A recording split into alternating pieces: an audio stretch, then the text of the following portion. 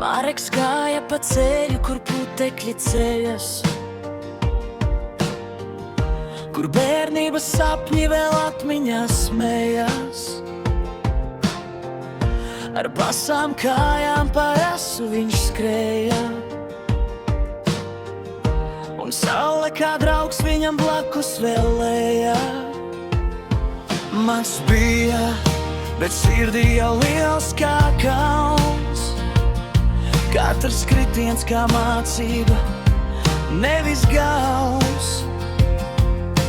Dzīve viņa mācīja klusām un lēni, kas stiprāks kļūst tas, kas nepadodas brīdī.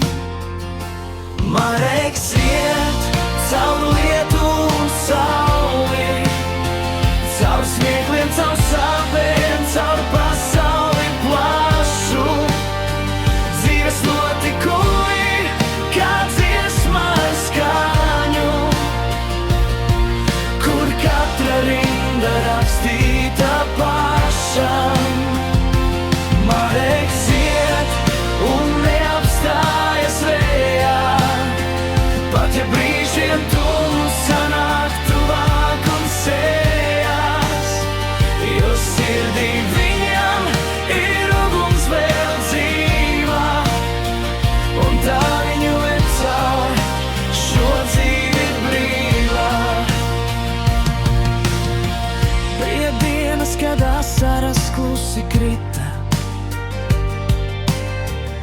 kad sapņi kā stikls pa gabaliem šķita. Bet Mareks cēlās un gāja uz priekšu, pat tad, kad viss likās bez gaismas un spēka. Draugi blakus un reizēm arī prom. Dzīve māca nevis paliek ar tev tomēr kopā, bet tie, kas paliek, tie patiesi ir.